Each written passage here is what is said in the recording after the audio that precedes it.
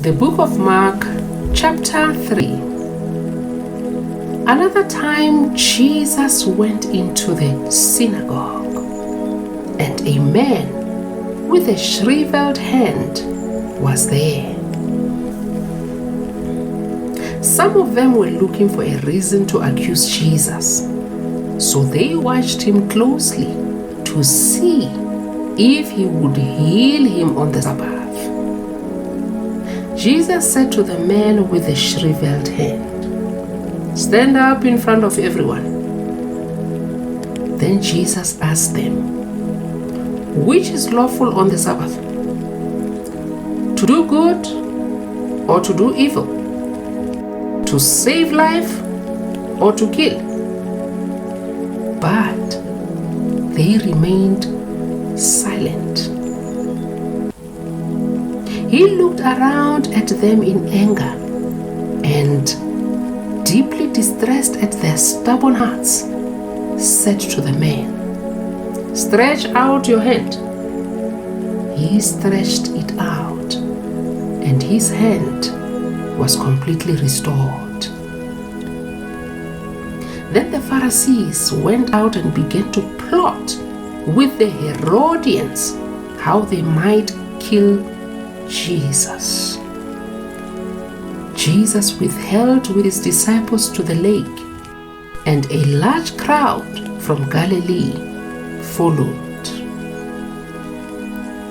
When they heard about all he was doing, many people came to him from Judea, Jerusalem, Idumea, and the regions across the Jordan and around Tyre and Sidon. Because of the crowd, he told his disciples to have a small boat ready for him to keep the people from crowding him.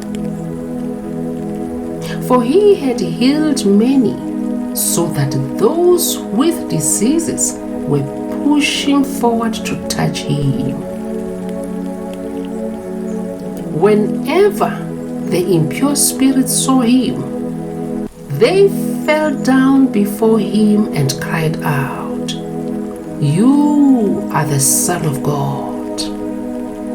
But he gave them strict orders not to tell others about him. Jesus went up on a mountainside and called to him those he wanted, and they came to him. He appointed 12 that they might be with him and that he might send them out to preach and to have authority to drive out demons.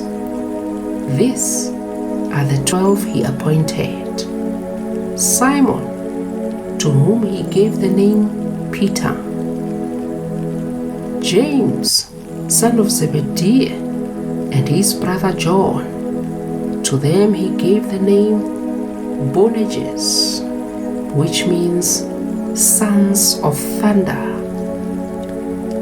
Andrew, Philip, Bartholomew, Matthew, Thomas, James, son of Alphaeus, Thaddeus, Simon the Zealot, and Judas Iscariot, who betrayed him.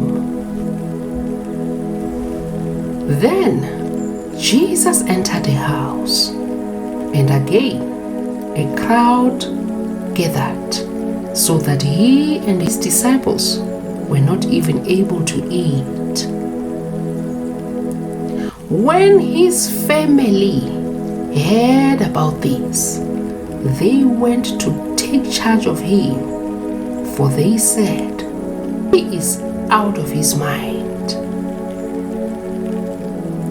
And the teachers of the law who came down from Jerusalem said, "He is possessed by Beelzebub. By the prince of demons he is driving out demons." So Jesus called them over to him and began to speak to them in parables. How can Satan drive out Satan? If a kingdom is divided against itself, that kingdom cannot stand. If a house is divided against itself, that house cannot stand. And if Satan opposes himself and is divided, he cannot stand. His end has come. In fact, no one can enter a strong man's house without first tying him up.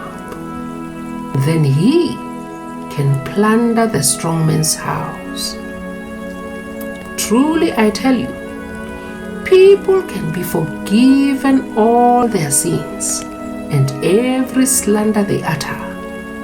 But whoever blasphemes against the Holy Spirit will never be forgiven. They are guilty of an eternal sin.